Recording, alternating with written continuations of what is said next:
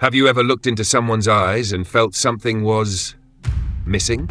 Not just sadness, not confusion, but an emptiness, a strange void as if behind those eyes something fundamental, something human was absent. This isn't just your imagination. Over a century ago, Edgar Cayce, often called America's most documented psychic, made a shocking claim. Not everyone walking among us possesses a soul. It's a statement that sent ripples through the spiritual community. How could it be true? Isn't the soul what defines us? Aren't we all inherently sacred? And yet, as you move through today's world, seeing people act with zero empathy, without remorse, compassion or conscience, you might feel it again. That emptiness. That eerie sense that someone near you is just a shell. Today's video dives deep into this disturbing idea. We'll peel back the layers behind Cayce's controversial reading, explore how science, philosophy, and ancient traditions all touch this enigma from different angles, and examine what it means if some individuals truly lack that divine spark. Modern psychology tries to rationalize these behaviors through disorders like sociopathy, psychopathy, and narcissism. But Cayce and thinkers like Carl Jung saw something deeper: spiritual disconnection.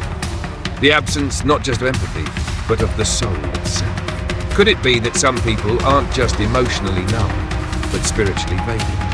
And more chillingly, how would you know? In the sections to come, we'll uncover the unsettling signs, the forgotten teachings, and even a spiritual practice that Cayce believed could protect your energy from these soulless encounters. But first, let's ask the question you're already thinking. If not everyone has a soul, what does that mean? What if the people we pass every day, people who smile, speak, and live like anyone else, aren't truly alive inside? According to Edgar Cayce, in a trance reading from 1923, he encountered what he called empty vessels. Individuals who appeared physically normal but lacked the divine imprint that gives human life meaning. These people weren't evil, violent, or monstrous. They simply moved through existence driven only by basic impulses and social conditioning, not by conscience, spirit, or soul. This idea may sound extreme, but Cayce was not alone in this view. Throughout spiritual traditions, there are descriptions of beings who look human but aren't fully connected to the spiritual realm. Catholic exorcists like Father Gabriele Amorth reported witnessing individuals whose behavior and presence felt inexplicably vacant, as if something essential was missing. Cayce warned that this condition wasn't always permanent. He believed these soulless individuals might be souls in pause, entities disconnected temporarily from their spiritual essence, waiting to awaken, or possibly falling further into darkness. But how would you recognize them? According to Cayce, the clues are subtle: a chronic lack of empathy, a deadness behind the eyes, a mechanical quality to their behavior, and above all, a draining effect on those around them. In a world where appearances deceive, we must ask deeper questions. What animates a human life? Is it memory, emotion, logic, or something more subtle, more sacred? In the next section, we'll explore how modern science has attempted to explain these anomalies, and why its answers, while useful, may fall short of the deeper spiritual reality Cayce hinted at. Modern psychology offers its own interpretations of those who seem devoid of empathy or conscience. Terms like antisocial personality disorder, psychopathy, and narcissistic personality disorder attempt to explain this condition through behavior patterns, brain chemistry, and early life trauma. But what if these diagnoses, while valid on one level, miss something deeper? Cayce's concept of empty vessels suggests not merely a mental or emotional disruption, but a spiritual vacancy. Something fundamental is missing, not just learned behavior, but the inner light that connects a person to higher meaning. Carl Jung approached this mystery from a different angle. He proposed the idea of the collective unconscious, a vast, shared reservoir of symbols, instincts, and experiences that every human taps into. It's the source of our deepest dreams, our myths, our moral instincts. But Jung also noted that some people seemed disconnected from this reservoir, as if cut off from the source of their own humanity. These individuals didn't dream. Or if they did, they never remembered. They lacked symbolic understanding. They lived only through the literal, the surface, the mechanical. Some psychologists suggest that not dreaming, or never remembering dreams, may indicate a disconnect from the unconscious mind, a signal that the bridge between body, mind, and soul is damaged or dormant. The question then becomes, is this a neurological issue or a metaphysical one? If a person cannot access their own unconscious, cannot reflect, dream, or empathize, are they truly whole? And if they aren't, is that something we can heal? Next, we'll examine how ancient spiritual traditions explain this condition, and whether there are hidden ways to reignite the dormant soul within. Throughout history, many spiritual systems have described people who appear human, yet lack something essential.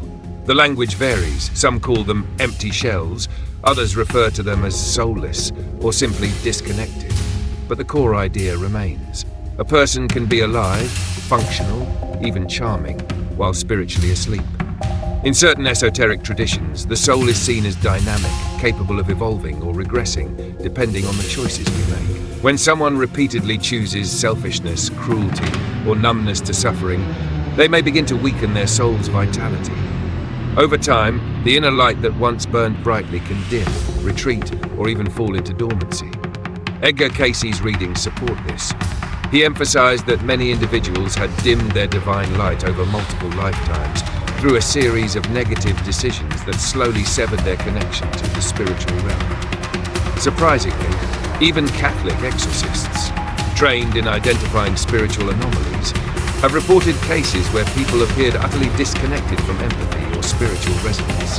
Father Gabriele Amor, one of the Vatican's most famous exorcists, spoke of individuals whose presence felt hollow, as if something had taken residence within, but nothing sacred remained. This is not about labeling people as evil. Cayce was clear.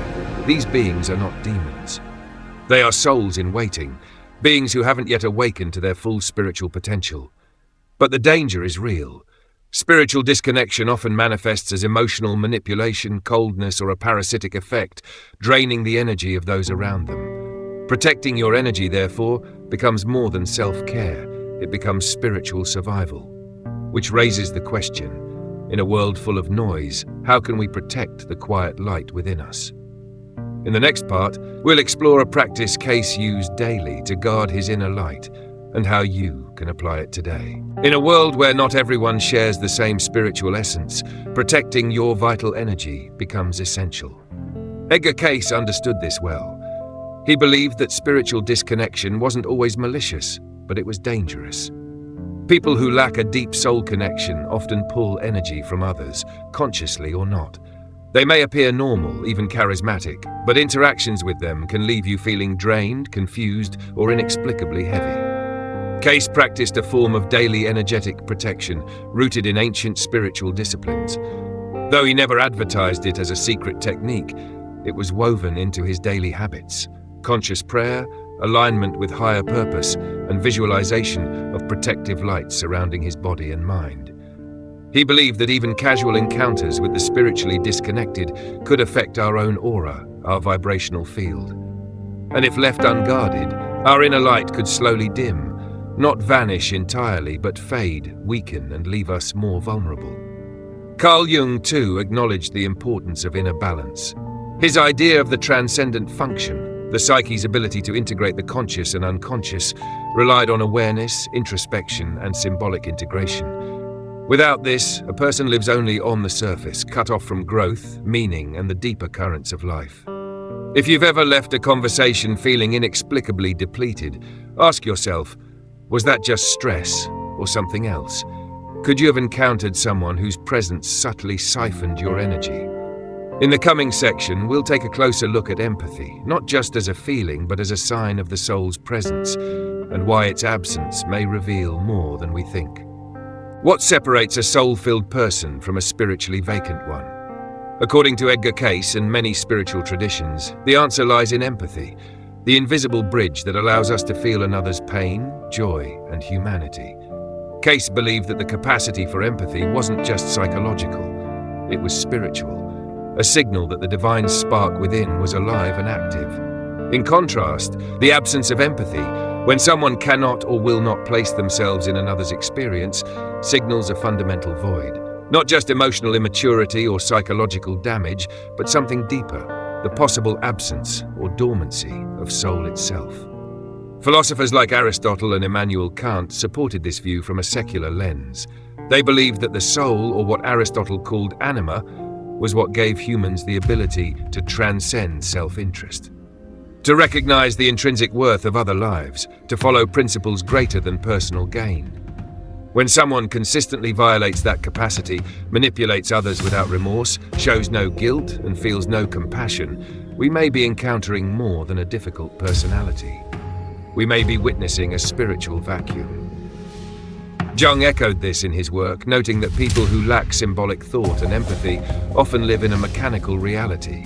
They operate through routine, logic and materialism, but never access meaning. They're unable to dream, reflect or experience awe. And yet they function, sometimes very well. They succeed in business, politics and society. But something is missing, something invisible, yet unmistakable when you sense it. So we ask, if empathy is the flame of the soul, what happens when that flame never burns? Next, we'll explore dream states and unconscious access, and what it means when people seem cut off from both. Dreams are more than just strange stories our minds tell us at night. To both Carl Jung and Edgar Cayce, dreams were gateways, portals to the deeper self and the spiritual realm. Jung proposed that our unconscious connects us to a collective reservoir of human experience, a psychic field filled with symbols, archetypes and truths beyond rational thought. He believed that by remembering and integrating our dreams, we reconnect with our soul's language. But what about those who never dream or never remember? Cayce observed that many soulless individuals displayed a complete disconnect from dreams. No unconscious activity, no symbolic insight, just an ongoing surface-level existence, lacking mystery, lacking reflection. Some psychologists suggest this absence may reflect a psychic dormancy, as if a vital part of the person is turned off, inaccessible, or sealed away. And yet their bodies move, they speak, they make decisions. Cayce noted that in certain sleep states, he witnessed souls temporarily leaving the body, and the body continued to function, talking, walking, even planning. But without the divine spark, something felt robotic, inhuman, as though the person had been hollowed out. This state, according to Cayce, was not final. It could be reversed, but only with great effort and spiritual awakening. Which leads to a deeper question. What if some people you've encountered were in this very condition, soulless for a moment, or for a lifetime?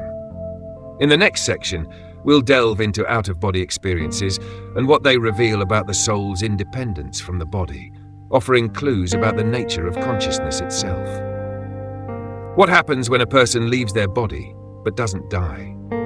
Thousands of individuals have reported out-of-body experiences, OBEs during surgery, trauma, or moments of intense meditation. They describe floating above themselves, watching events unfold with crystal clarity, while their physical form lies motionless below. For Edgar Cayce, these accounts supported a central truth: the soul exists independently of the body. In his trance states, Cayce observed that consciousness could separate from the physical shell and return, often with newfound awareness.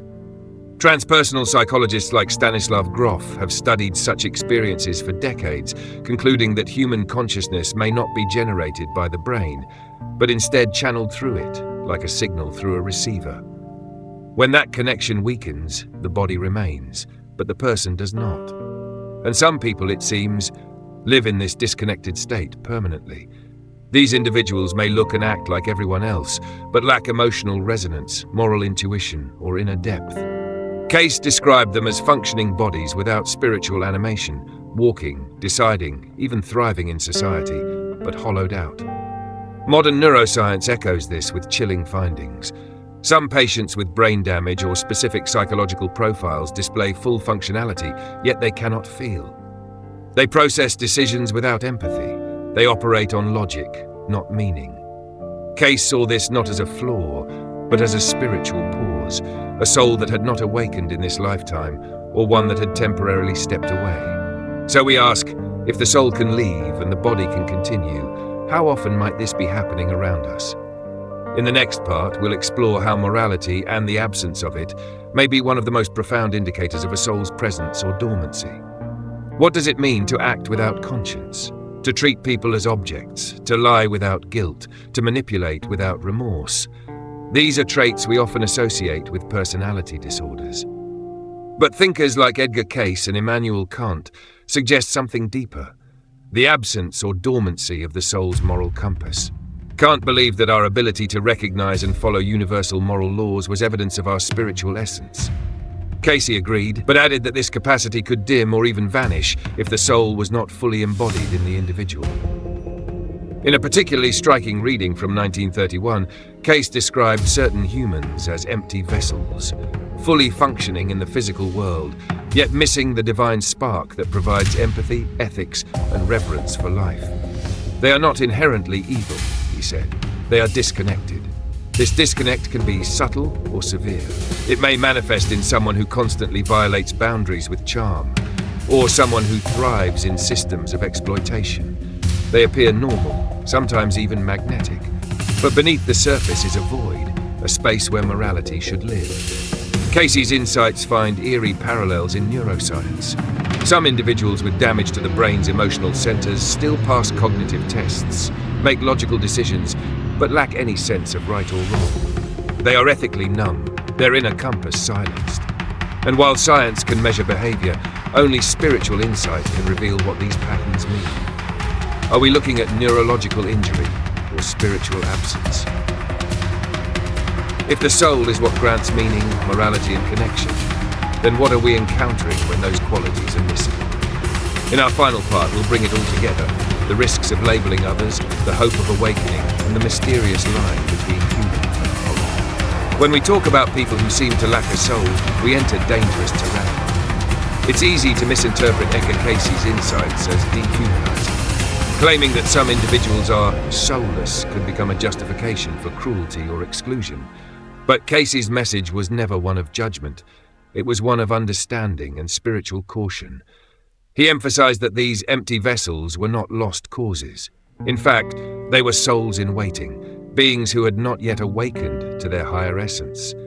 This condition, he believed, was temporary, part of a longer spiritual journey across lifetimes. What's most remarkable is how this perspective aligns with findings in modern neuroscience. Studies have revealed that some people can appear completely functional, talking, thinking, making decisions, while lacking emotional resonance or a sense of meaning. It's as if their internal world is muted. Case viewed this not as brokenness, but as disconnection, a soul not fully integrated, a flame that hasn't been lit, and that's where compassion comes in. Rather than condemning those who seem spiritually vacant, Case urged us to protect our own light and extend empathy when possible. Not everyone will awaken in this lifetime, but some might. As Jung once said, the privilege of a lifetime is to become who you truly are. For some, that journey is underway. For others, it hasn't begun. So when you feel that unexplainable void in someone's presence, trust your intuition, but do not lose your own light in the process. Some souls sleep, others hide, but all seek the same thing: reconnection. And perhaps the most sacred thing we can do is to stay awake, protect our spirit, and recognize the divine in ourselves, even when we cannot find it in others. Before you go, take a moment to reflect. If something in this video stirred your thoughts or opened a new question inside you, don't keep it to yourself. Leave a comment below. Let's build a space where depth still matters and where the soul is not forgotten. If you felt seen, challenged, or inspired by what you heard, subscribe to Carl Jung Mysteries. Here we don't just explore the mind, we dive into the shadows, the symbols, and the spaces science leaves behind. Every day we unlock another piece of the human mystery. Stay awake, stay questioning, and remember, not everything human is truly alive until it remembers the soul.